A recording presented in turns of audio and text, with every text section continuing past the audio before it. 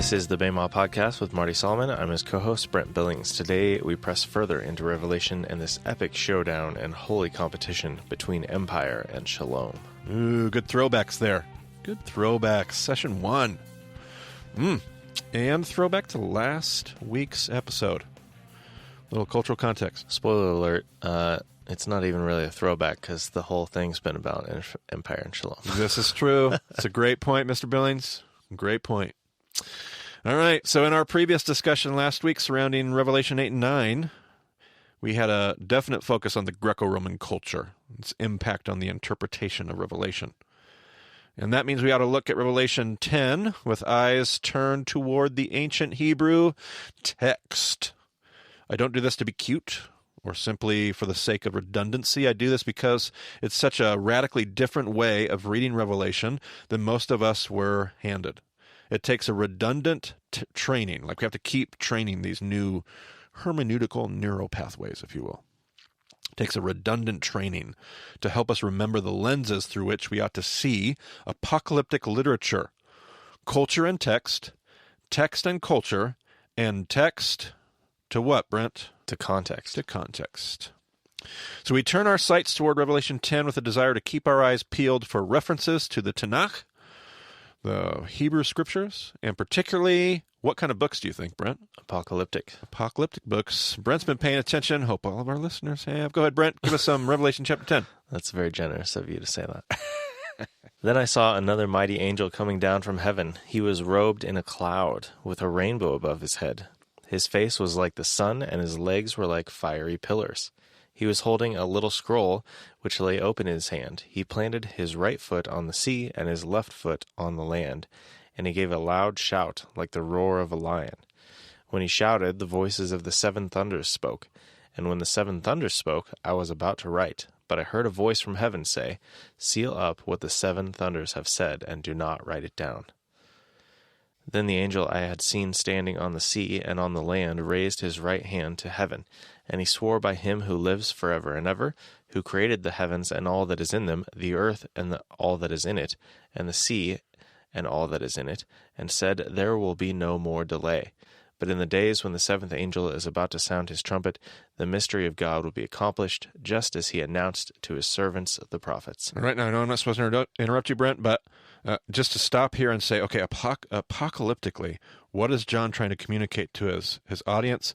That there is an imminent end. There is an imminent, this suffering, again, kind of like we mentioned last episode, there's a definition to this thing.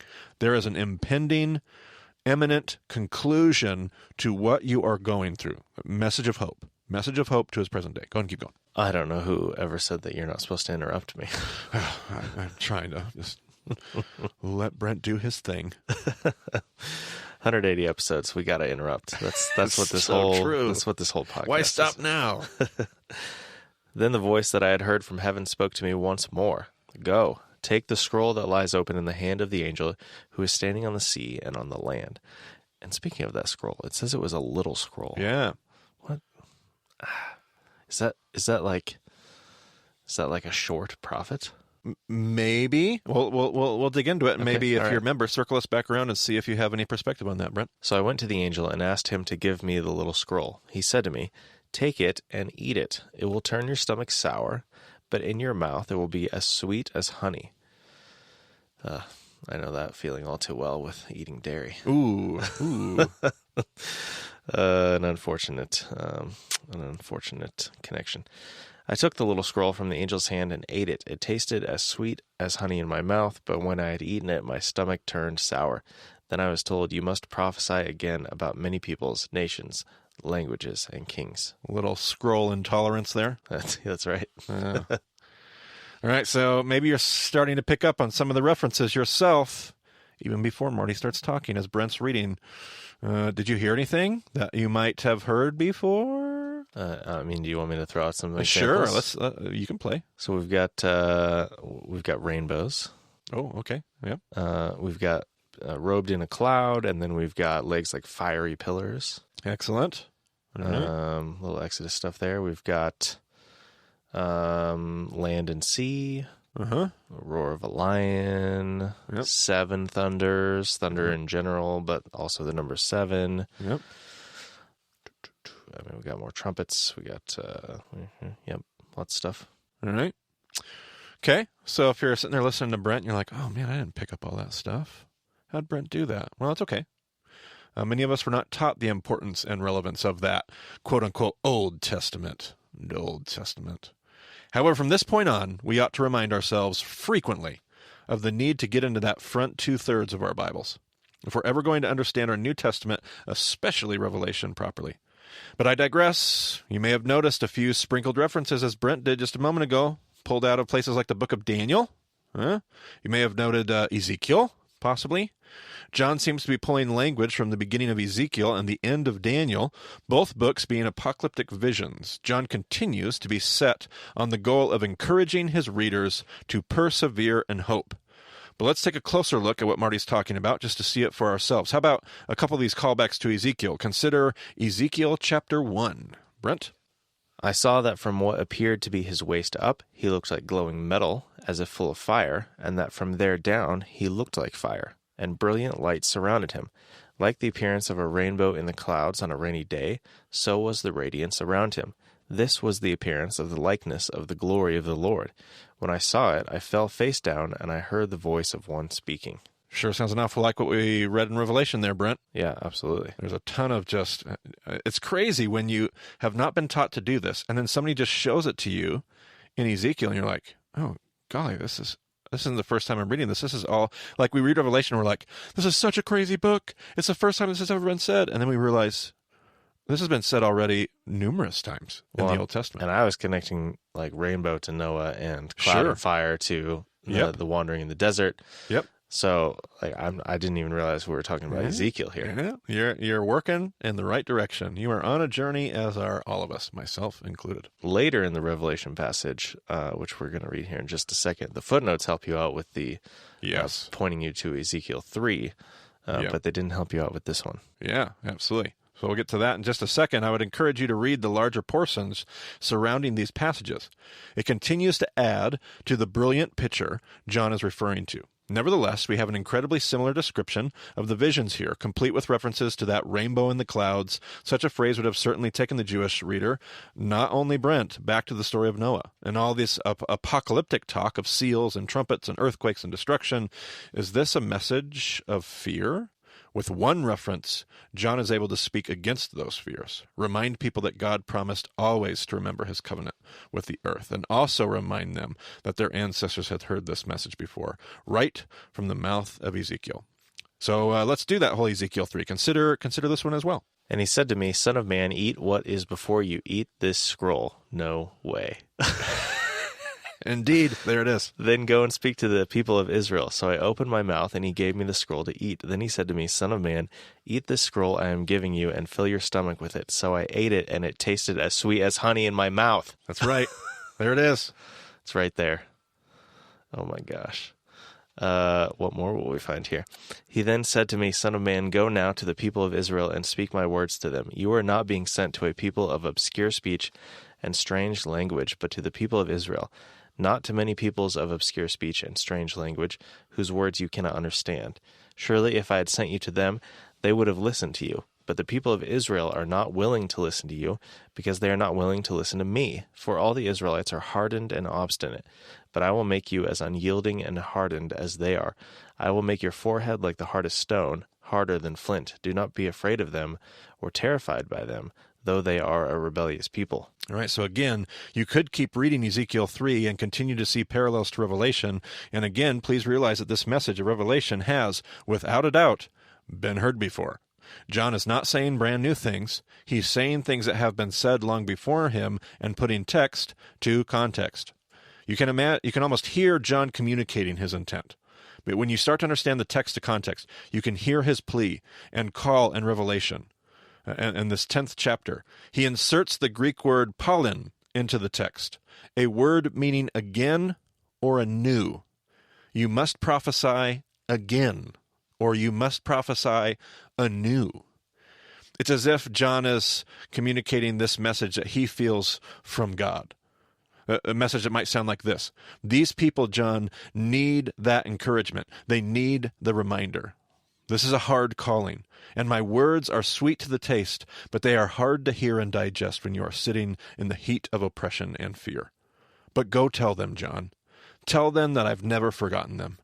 Tell them what they are fighting for and trying to preserve what they're doing. Tell them, John, it's worth it. Tell them to overcome. Tell them to run the race marked out for them. And we see this expansion to the Gentiles. Originally for Ezekiel, it was, you're not going to people of obscure speech and strange language, but to the people of Israel. But in Revelation, it's you must prophesy again about many peoples, nations, languages, and kings. Absolutely. Something has happened in this mission of God. The world is changing.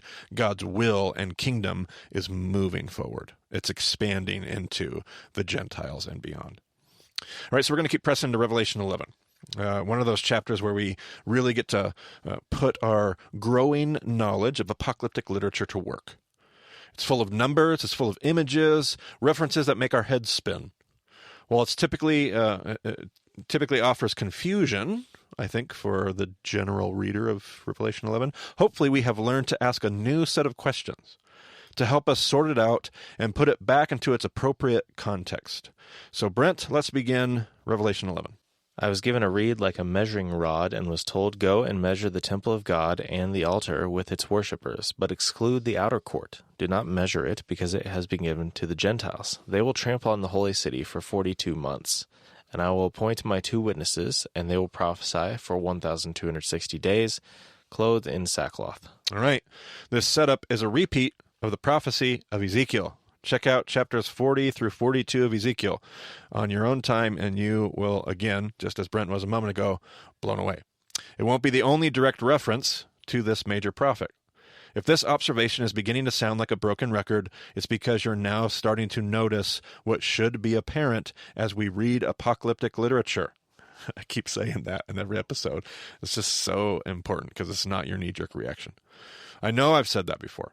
I really want to help us see this and be reminded appropriately of its significance. John is trying to pull his readers, especially his Jewish readers, back to the message of Ezekiel and let them be encouraged by a prophet who has come before. But then John moves toward a conversation about 2 witnesses. I can remember where this conversation took me as a young adolescent who was enamored by the Left Behind series, a series we will not be hyperlinking in our show notes. Theories point toward these fantastical ideas of 2 individuals who will play a special part in the end times. The problem is not only are such quick assumptions and conclusions ignorant of authorial intent, they also ignore the context of the passage. Any Jew in the first century who spoke of 2 witnesses would have immediately thought of 2 witnesses dominant in Jewish history. What do you think they are, Brent? Moses and Elijah. Oh, baby, Brent got it. You might remember one study. Where did we talk about Moses and Elijah as witnesses? Mountain of Transfiguration. You got it. Yep. This idea of 2 authorities bearing witness to the coming of a new kingdom was far from a new idea. Is this relevant to our interpretation of Revelation? I would certainly think so. But then the passage goes on to give us even more detail. Brent, give us some more thoughts here from Revelation. They are the 2 olive trees and the 2 lampstands, and they stand before the Lord of the earth. If anyone tries to harm them, fire comes from their mouths and devours their enemies. Which is definitely reminiscent of the story of Elijah. Ooh, you think? Interesting. Thank you, Brent. You're stealing my point. Sorry. Just read the Bible, all right? It's overwhelming how applicable it is. I can't help it. This is how anyone who wants to harm them must die. They have power to shut up the heavens so that it will not rain during the time they are prophesying. And they have power to turn the waters into blood and to strike the earth with every kind of plague as often as they want. Oh my goodness. We can't even do this anymore. We're having too much fun. Immediately, Brent notices I have in my notes, I notice, but I can now say, looking away from my notes, Brent notices the reference to those two witnesses having the power to shut up the sky so that no rain would fall. Who is it that did such a thing, Brent? Elijah. Elijah. And if you remember from our teaching, who was Elijah quoting when he bound God to his text? He was quoting Moses? Moses in the book of Deuteronomy. It would seem that John really is working with this idea after all. But not only this, John gave us more details about these two witnesses. In reference to them, John says that they are the two olive trees and the two lampstands. We've spoken before about how olive trees and lampstands symbolize the community of God's people. One of the things John keeps doing is pulling out visions of two, where would you expect there to be one?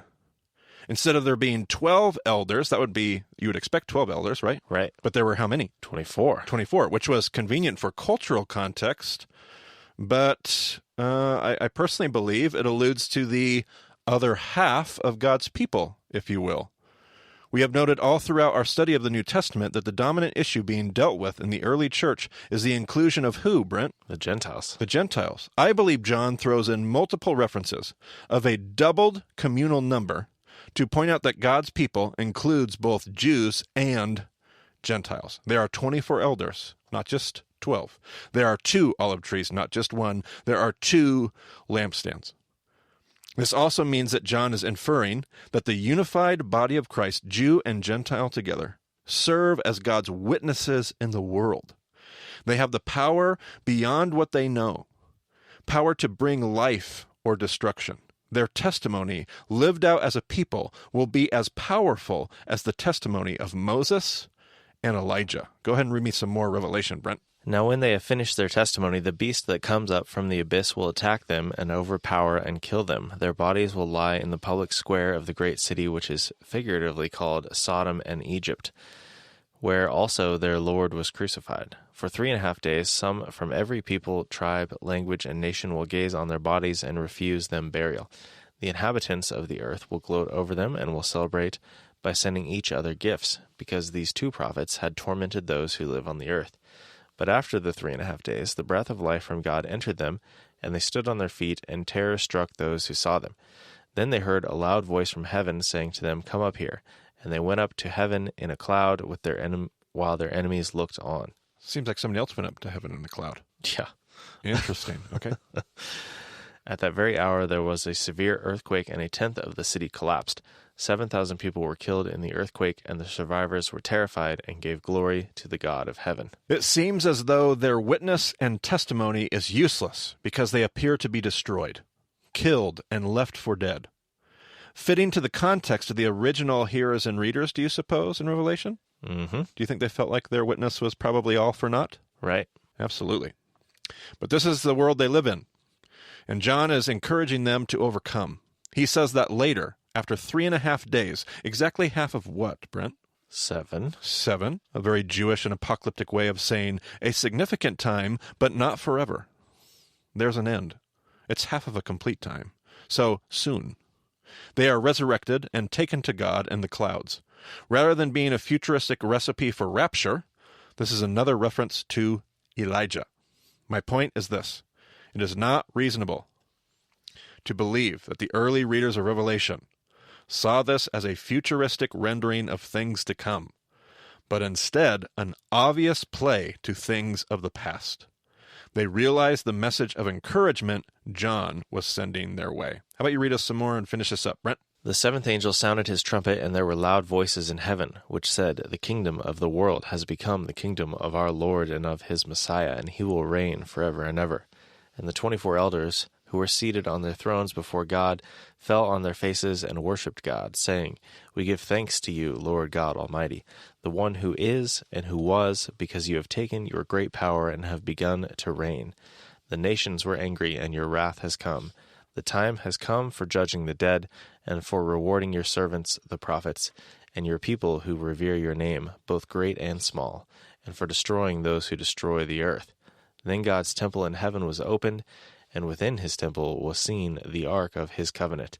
And there came flashes of lightning, rumblings, peals of thunder, an earthquake, and a severe hailstorm. And with that, John brings us back to the great games. where the two kingdoms are locked in what seems to be an endless struggle and competition. Who will win? John the Baptist announced to us that the kingdom of God had arrived. Jesus picked up the same banner, telling us that the kingdom was among us.